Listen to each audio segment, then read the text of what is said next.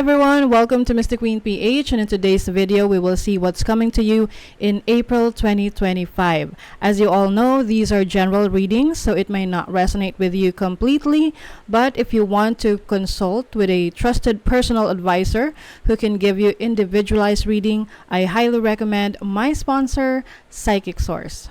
Psychic Source is the most trusted psychic service in the industry with over 35 years of experience. They provide intuitive guidance accessible to anyone through their community of professional and gifted advisors.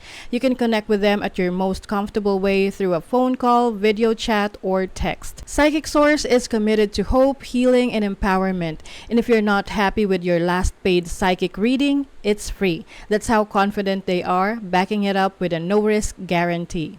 Even if I'm a tarot reader myself, I still seek guidance to gain clarity from other psychics to see a different perspective because sometimes I can be biased on how I read my own cards. And I'm so satisfied with my recent consultation with Venus. She's an advisor from Psychic Source. She gave me comfort and insights with the project that I'm working with. Now here's the good news. Psychic Source is giving an extra special discount to new customers from my channel.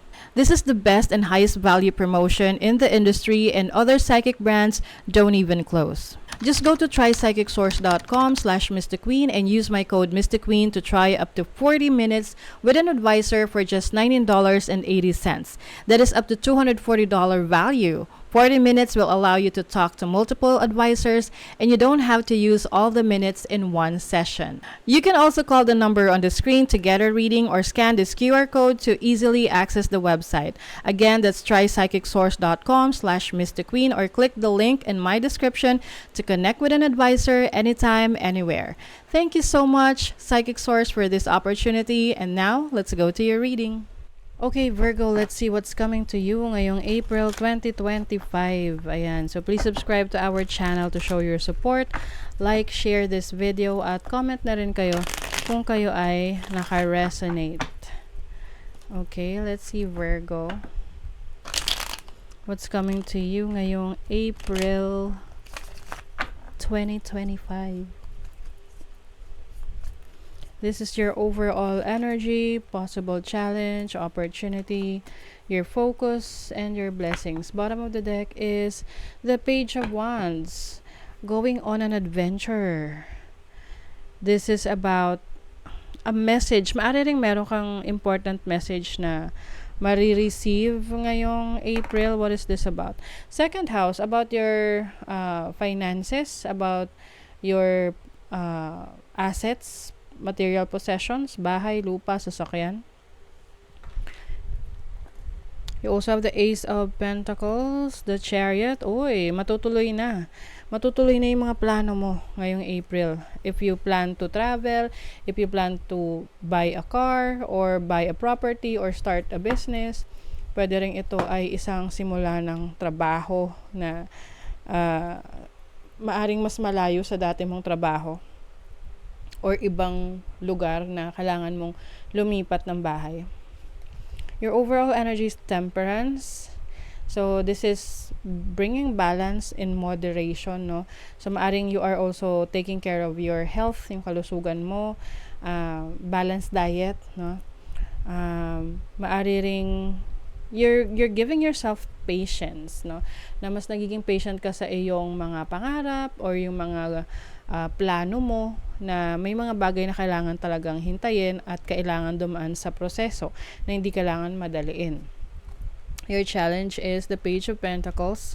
So meron kang kailangang aralin, maaring training to or self-study, gathering new information na kailangan mo talagang gawin para meron kang sapat na kaalaman dito sa sinisimulan mo. This can be a business, an opportunity, earning opportunity, or even a relationship na papasukin mo. Kailangan kilala mo talaga yung tao, hindi yung basta na lang na wala kang alam about this person and you will get into a relationship.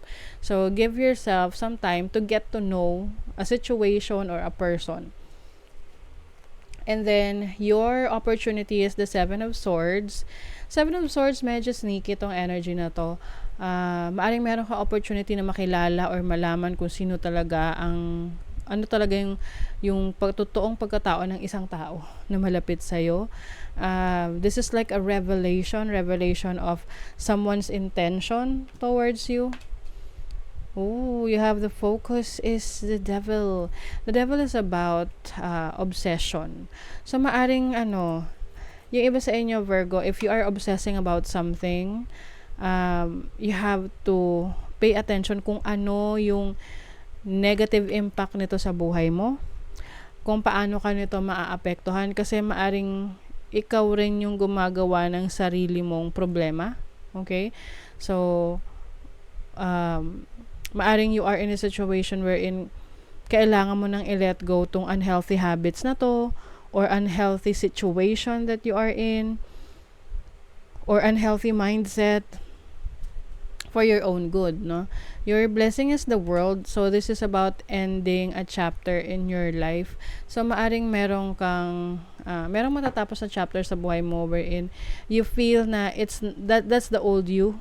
So maaring ngayon you are supposed to start something fresh, start something new about your life. So maaring yung iba, no, meron kayong i-let go na bisyo na alam nyo hindi naman nakakabuti sa inyo. And once na ma-let go nyo yan, marami kayong ma-attract na mga blessings sa buhay nyo because you are now healthier, or you are now in the right direction, 'di ba? What is temperance? You have the Queen of Pentacles. So, sa finances mo, sa career, or sa business mo, I think you are focusing on being patient na ibibigay sa'yo yung para sa'yo sa tamang panahon. This is also about being hardworking, no? Maaring alam mo kung ano yung nire-require para sa goals mo, para sa pangarap mo, and you are willing na gawin yun, or willing ka na pagdaanan yung kailangan mo pagdaanan. And then, what is the Page of Pentacles? The Wheel of Fortune. This is moving forward, going to a new direction. May shift na nangyayari rito. As a challenge for you, ito yung parang challenge ka kung paano mo babaguhin yung sitwasyon mo ngayon sa pamamagitan ng pagdadagdag ng kaalaman, 'di ba? Malaking tulong na marami tayong natututunan sa araw-araw, lalo na kung meron tayong goal na gusto nating makamit, especially for our career or our business. Dahil sabi nga, knowledge is power. So I think yung knowledge na to na matututunan mo ay makakatulong sa pagbabago ng buhay mo ngayon.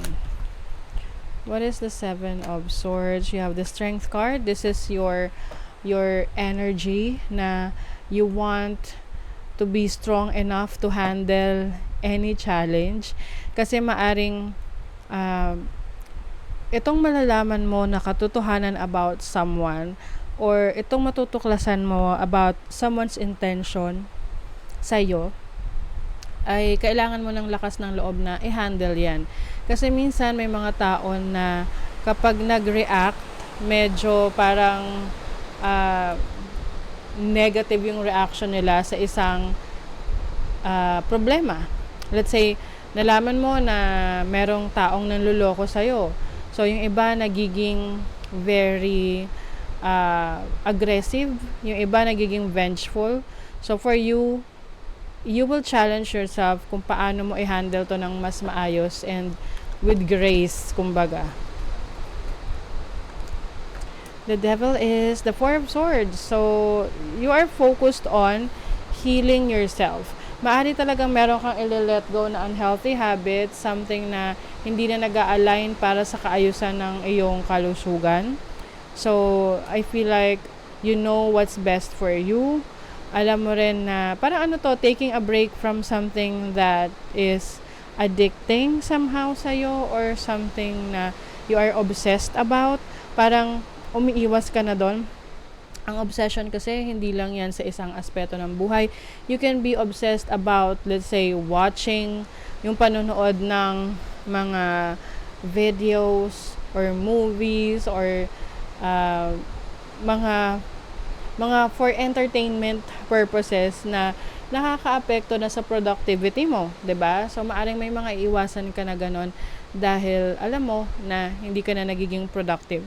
And you will focus on healing yourself, being in the center of yourself.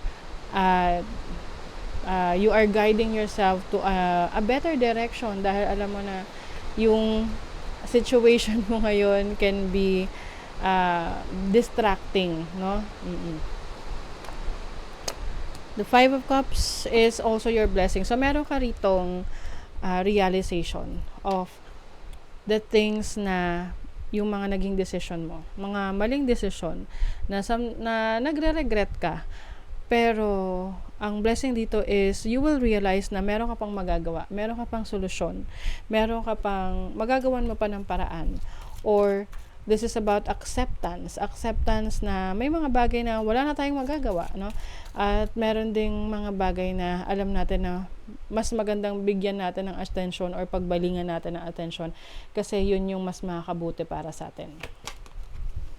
Mas magiging ka rin, very imaginative, creative ngayon. You will also take care of yourself. Maaring aayusin mo yung pananamit mo, aayusin mo yung the way you present yourself to others. You will practice self-love and self-care.